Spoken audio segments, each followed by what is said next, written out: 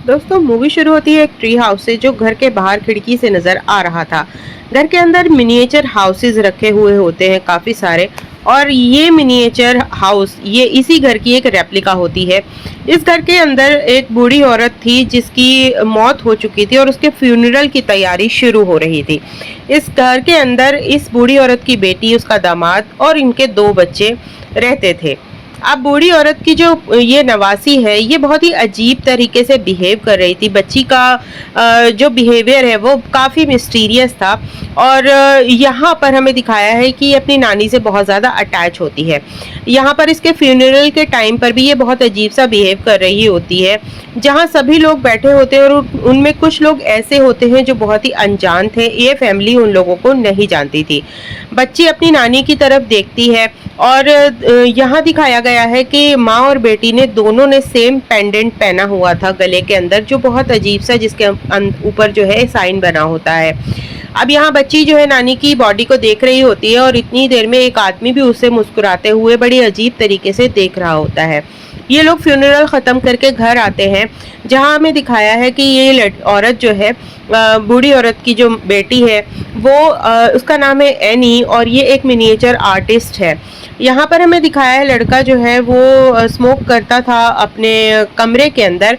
और जो बाप है वो ही इन लोगों में एक सिर्फ नॉर्मल बंदा था, बाकी सारे थोड़ा अजीब बिहेव करने वाले लोग थे। यहाँ ये अपनी बेटी को सुलाने आती है। बेटी कहती है कि अब मेरा ख्याल कौन रखेगा? तो कहती है कि मैं तुम्हारा ख्याल रखूंगी, मैं तुम्हारी माँ हूँ। कहती है कि तुम्हारे मरने के बाद मेरा ख्याल कौन रखेगा? तो इस पर उसकी माँ बताती है कि तुम्हारा भाई फिर तुम्हारा ख्याल रखेगा। यहाँ ये बूढ़ी औरत जो थी ये कल्ट से जुड़ी हुई थी जो शैतानों की पूजा करते थे। और वो चाहती थी कि मेरी बेटी के यहाँ जो हो एक लड़का पैदा हो, क्योंकि उसका अपना लड़का जो इस औरत का भाई था उसने सुसाइड कर लिया था। इनकी पूरी फैमिली हिस्ट्री बहुत ही ज़्यादा ख़तरनाक थी। अब ये एक कमरे के अंदर आती है जो उसकी माँ का कमरा था और वहाँ पर एक नोट मिला इसको डायरी के अंदर, जिसमें लिखा हुआ था कि तुम सब लोगों की एक बलि चढ़ाई जाएगी। अब यहाँ दिखाया गया है क्लास के अंदर इस बच्ची को, और एकदम से ही इसके क्लासरूम के जो शीशा उससे टकराकर एक परिंदा मर जाता है। बाहर आकर ये लड़की उसका गर्दन काटती है बच्ची, और उसको अपनी जेब में रख लेती है गर्दन को। तो इस बच्ची का बिहेवियर बहुत ही मिस्टीरियस था, क्योंकि इसकी नानी ने इसे पाला था। वो अजीब तरीके की शैतानी हरकतें करती थी और वो चाहती थी कि शैतान इस दुनिया में आ जाए। अब ये लोग इसके कमरे के अंदर देखते हैं बूढ़ी औरत के, तो बहुत अजीब अजीब से सिंबल बने होते हैं, जिससे डर कर ये एनी जो है अपनी माँ के कमरे को लॉक कर देती है। इतनी देर में इसके हस्बैंड को फ़ोन आता है कि किसी ने कब्र खोद के इसकी माँ की बॉडी बाहर निकाल ली, और ये बात ये अपनी पूरी फैमिली से छुपा लेता है। अब यहाँ पर दिखाया है कि ये एनी जो है एक ग्रुप में आती है जहाँ पर ये लोग अपने दिमागी परेशानियों, अपने प्रॉब्लम्स को शेयर करते हैं एक दूसरे से और उससे छुटकारा पाते हैं। तो यहाँ एनी अपनी माँ के बारे में बहुत अजीब अजीब बातें बताती है कि वो बड़ी शैतानी हरकतें करती थी, किसी के ऊपर भी वो हावी हो सकती थी, उसमें पता नहीं कौन सी पावर थी। और वो मेरे बेटे को भी ऐसा ही बनाना चाहती थी, इसलिए मेरा पहला बेटा था, मैंने उससे दूर रखा, मगर मैंने अपनी बेटी को उसके पास जाने दिया, और शायद यही मेरी सबसे बड़ी गलती थी, क्योंकि अब मेरी बेटी भी बड़ा अजीब बिहेव करती है, वो बिल्कुल मेरी माँ की जैसी बनती जा रही है, और इसकी वजह से मैं बहुत ज़्यादा परेशान हूँ। ये सारी बातें ये अपने इस ग्रुप में शेयर करती है, और बहुत ज़्यादा दिखाया है कि ये परेशान होती है अपनी बेटी को लेकर के और रोने लगती है, क्योंकि ये अपनी फैमिली से बहुत प्यार करती थी और नहीं चाहती थी कि इसकी माँ की शैतानी शक्तियों का बुरा साया इसकी बेटी पर पड़े। लेकिन इसकी बेटी बहुत अजीब तरीके से बिहेव कर रही थी, जैसे कि उसके जो छोटा सा कबूतर लेकर के आई थी इसकी वो गर्दन, वहां पर उसको लेकर के जंगल की तरफ जा रही होती, कि एक आदमी आग के घेरे में बैठा हुआ था और ये उसे देखती रहती है पागलों के जैसे। वहां से इसकी माँ इसे घसीट करके घर के अंदर लेकर के आती है। अब रात में इसका जो भाई है पीटर, वो एक पार्टी में जाना चाहता था। इसकी माँ पीटर के साथ भेज देती है कहीं वो शराब वगैरह ना पी ले पार्टी में, इसकी बहन को। और ये स्मोक कर रहा होता है, बच्ची से कहता है जाओ तुम कुछ खा पी लो, केक वगैरह खा लो। बच्ची केक खा लेती है, लेकिन उसके अंदर जो पीनट्स होते हैं उससे उसे एलर्जी होती है, जिसकी वजह से उसका दम घुटने लगता है। वो भाई से आकर कहती है कि मैं सांस नहीं ले पा रही, पीटर उसे जल्दी से उठा करके लेकर के जाता है कार में बैठा के, जहाँ उसकी हालत बहुत ज़्यादा खराब होने लगती है। वो अपना सिर कार के शीशे से बाहर निकाल तभी एक एक्सीडेंट हो जाता है जिसमें कि बच्ची सिर है वो खंबे से टकराता है और धड़ से अलग हो जाता है।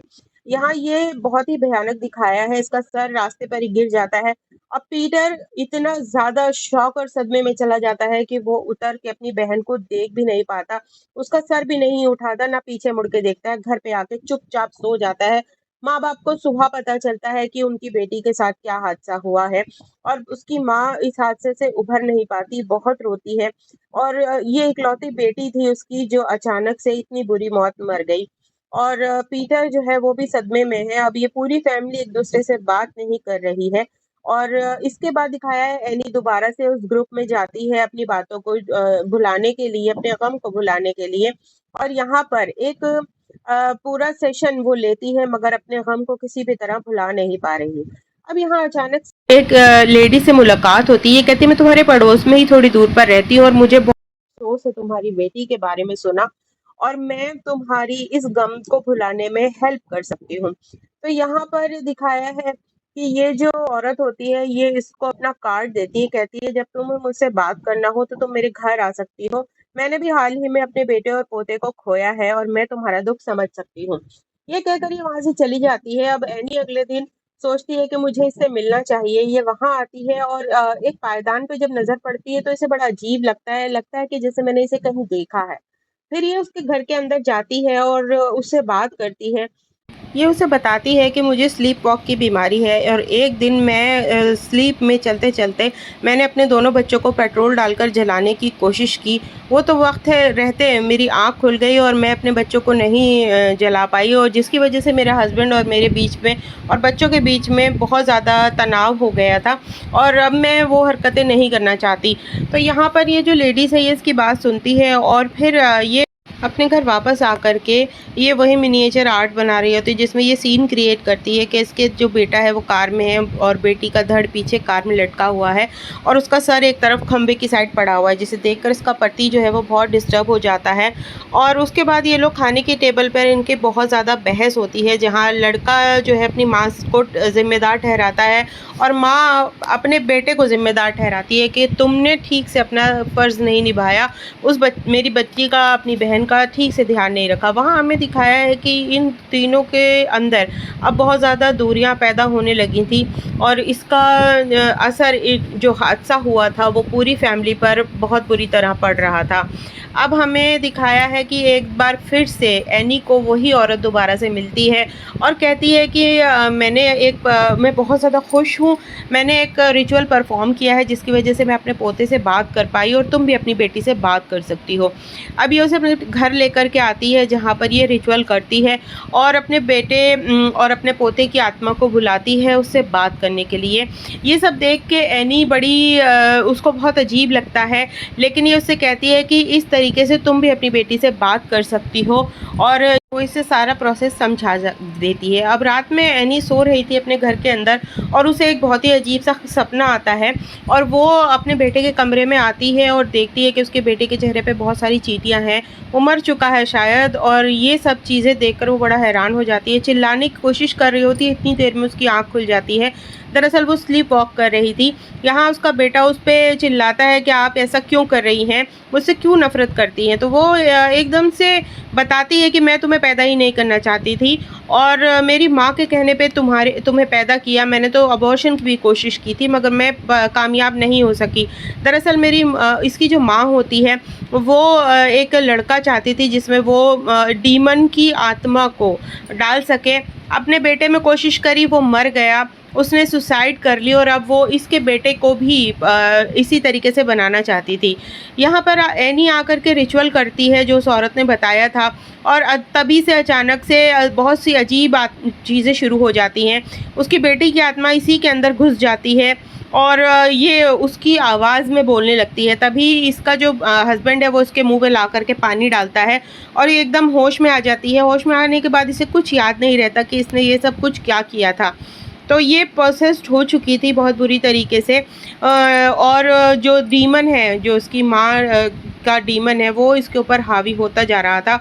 अब ये गुस्से में आकर के अपने सारे मिनिएचर तोड़ देती है और जो डायरी ये उस रिचुअल में यूज़ करी थी, उस डायरी के अंदर जो पीटर का चेहरा है वो बनने लगता है। पीटर क्लास में देखता है कि उसके ऊपर एक अजीब सी रोशनी पड़ करके गई और यही रोशनी उसकी बहन पे भी पड़ी थी। वो चेहरे को देखता है शीशे में जो हंस रहा होता है, मुस्कुरा रहा होता है। अब इसकी माँ को लगता है कि हाँ, कुछ गलती मुझसे हो गई है। वो जो डायरी होती है उसको रिचुअल में इस्तेमाल किया था, उसे जलाने की कोशिश करती है मगर वो जला नहीं पाती क्योंकि आग उसकी बॉडी में लग गई थी। उसे निकालना पड़ता है उसे। अब यहाँ पर हमें दिखाया है कि इसकी माँ को समझ आ जाता है कि मैंने जो प्रोसेस किया था वो बहुत ही गलत हो गया है मुझसे और ये यहाँ पर इस औरत के घर आती है जहाँ वो औरत उसे नहीं मिलती जिसने उसे वो प्रोसेस करना बताया था। यहाँ पर ये पायदान देख के इसे माँ की याद आती है। ये माँ के कमरे में उसकी चीज़ें ढूंढती है तो इसको वही पायदान भी मिलते हैं और डायरी भी मिलती है एक, जिसके अंदर बहुत सारी चीज़ें लिखी हुई थी और वो निशान भी था जो जैसा लॉकेट इसने और इसकी माँ ने पहन रखा था। तस्वीरें थी जिसमें वो औरत भी थी जो इसे अपने पड़ोसन बना के मिली थी। यानी कि इसकी माँ और ये सब एक कल्ट से जुड़े हुए थे। वो औरत जानबूझकर इससे मिली थी और वो अपने प्रोसेस को पूरा करना चाहते थे जो इसकी माँ नहीं कर सकी, वो इस औरत के ज़रिए ये लोग करवाना चाहते थे। यानी जो डीमन जो था उसकी आत्मा को इसके बेटे के शरीर में डालकर वो इस दुनिया में डीमन को लाना चाहते थे। ये सारी बात एनी को समझ में आ जाती है और अब एनी जो है वो इस सब चीज़ों को रोकना चाहती थी किसी भी हाल में, किसी भी तरीके से। वो यहाँ पर अपनी माँ का जर्नल भी पढ़ती है जिसमें इन सब चीज़ों के बारे में लिखा हुआ था कि किस तरह वो शैतान के पुजारी थे। उनका पूरा एक कल्ट था, पूरा ग्रुप था। वो शैतान को इस दुनिया में लाना चाहते थे और उसी की पूजा करते थे, वो ईश्वर की पूजा नहीं करते थे। यहाँ एनी बहुत ज़्यादा घबरा जाती है अपनी फैमिली के लिए और कहती है कि नहीं, मैं ऐसा नहीं होने दूँगी। एनी की माँ ने ये सब काम बहुत साल पहले अपने बेटे के साथ शुरू किया था, लेकिन उसके बेटा इन सब चीज़ों से तंग आ गया और वो समझ चुका था कि मेरी माँ मेरे शरीर में शैतान को डालने वाली है, तो उसने आत्महत्या कर ली, यानी कि सुसाइड कर ली और वो प्रोसेस वहीं पर रुक गया। फिर उसकी माँ ने अपनी ही बेटी से कहा कि जो तेरा बेटा है वो मुझे चाहिए, मुझे दे दे उसकी देखभाल के लिए। लेकिन एनी सब कुछ जानती थी उसके बारे में, तो उसने अपने बेटे से अपनी माँ को बहुत दूर रखा और अपनी बेटी को दे दिया। और इसकी माँ ने वो रिचुअल इसकी बेटी पे किया था जिसकी वजह से इसकी बेटी बहुत अजीब हो गई थी, क्योंकि ये शैतान किसी लड़के की बॉडी में ही आ सकता था। इसलिए एनी की बेटी भी यही कहती थी कि नानी एक लड़का चाहती थी लेकिन मैं पैदा हो गई। अब यहाँ पर हमें दिखाया है कि एनी इन सब बातों को जान करके और पूरी तरीके से पूरी कहानी समझ चुकी थी कि इस औरत ने मुझे फंसाया है और मेरे ज़रिए अपने काम को अंजाम दिया है। मेरी बेटी की जो मौत हुई है और अब उसके बाद अब ये लोग मेरा बेटा भी चाहते हैं कि वो भी मर जाए। अब अचानक एनी को ऊपर एटिक से कुछ आवाज़ सुनाई देती है। वो जब ऊपर जाती है तो देखती है उसकी माँ की लाश सड़ी हुई वहाँ पर पड़ी थी। वहाँ बहुत मक्खियाँ थीं और उसका सिर कटा हुआ था। ये सब इसके जो रिचुअल था उसी का एक हिस्सा था जो इसके ग्रुप वालों ने किया था, क्योंकि उसकी लाश को उसी समय निकाल कर ले आए थे और किसी तरह इसके घर में छुपा दिया था और वो अपना रिचुअल पूरा कर ही रहे हैं। ये निशान खून के बना देते हैं, जगह जगह इसके डीमन के निशान बने हुए होते हैं, कारपेट पे, घर पे, लॉकेट में। और फिर देखते हैं कि अगले दिन जो इसका बेटा है उसे वही रोशनी क्लास में दिखाई देती है और उसका चेहरा एकदम बदल जाता है। वो ख़ुद को नुकसान पहुंचाता है, अपनी नाक तोड़ लेता है और यहाँ पर जो उसके स्कूल वाले, जो उसके कॉलेज वाले होते हैं, वो किसी तरीके से उसे उठा करके इसके बाप को फ़ोन करते हैं और मरहम पट्टी करने के बाद इसका बाप इसको लेने के लिए आता है। और घर पे जब ये आते हैं तो यहाँ पर ये इसको बताती है कि माँ की डेड बॉडी सड़ी हुई उसमें ऊपर पड़ी है और तुम मेरा यकीन करो और जा कर के देखो, वहाँ बहुत भी कुछ अजीब सारी चीज़ें हैं। अब इसका जो हस्बैंड है एनी का, वो इसकी बात पे यकीन करता है और जा कर के ऊपर देखता है। पहले उसे लगता है कि ये पागल हो गई है, मगर वो जब जाकर देखता है तो सच में उसकी बॉडी वहाँ पर होती है। ये कहता है कि मैं पुलिस को बुलाने जा रहा हूँ, लेकिन एनी कहती है कि उससे कुछ हासिल नहीं होगा, हमें ये डायरी को ख़त्म करना ही होगा। तो ये इसको सारी चीज़ बताती है, लेकिन ये उसकी बात नहीं मानता। ये डायरी लेकर के जलाने की कोशिश करती है और जल जाता है इसका हस्बैंड और वो मर जाता है। अब यहाँ पर इसको जब होश आता है पीटर को, तो ये यहाँ पर आकर देखता है इसके बाप की जली हुई बॉडी, और उसके बाद जो एनी है वो इसके पीछे लग जाती है, क्योंकि उसकी बॉडी के अंदर डीमन घुस चुका था। किसी तरीके से अपनी जान बचा के एटिक में आता है ऊपर और वहाँ का दरवाज़ा बंद कर लेता है। लेकिन यहाँ पर हमें दिखाया है कि एनी बुरी तरह पागल हो गई है, छत पर अपना सर पटक रही खोलने के लिए, और चार्ली जो है पीटर जो है वो बहुत ज़्यादा दुखी है, परेशान है, और अपनी माँ की ये रूप देख के वो पागल हो गया है। अब यहाँ पर देखते हैं कि एनी अपना सर काट लेती है और पीटर जो है वो कूद जाता है खिड़की से नीचे, और बिल्कुल जो डीमन है वो उसकी रोशनी जा करके इसके अंदर समा जाती है। क्योंकि ये एक लड़की थी चार्ली, और वो डीमन जो है वो लड़का था, उसे एक लड़के की बॉडी चाहिए थी, इसलिए अब वो इसके अंदर घुस चुका था, जिसका नाम होता है पीमॉन। यहाँ दिखाया जाता है कि उसकी जब ये जो शुरू में हमें ट्री हाउस दिखाया था, उस ट्री हाउस के अंदर ये सब लोग जाते हैं।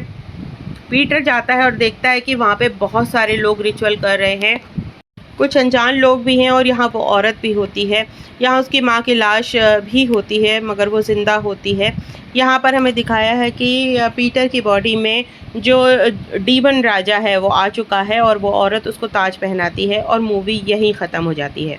मूवी बहुत ज़्यादा डरावनी है। वीडियो अगर अच्छा लगा हो तो एक कमेंट और लाइक ज़रूर करें, और सब्सक्राइब करें मेरे चैनल को ऐसी ही वीडियो देखने के लिए। मिलती हूँ अगले वीडियो में, तब तक के लिए बाय।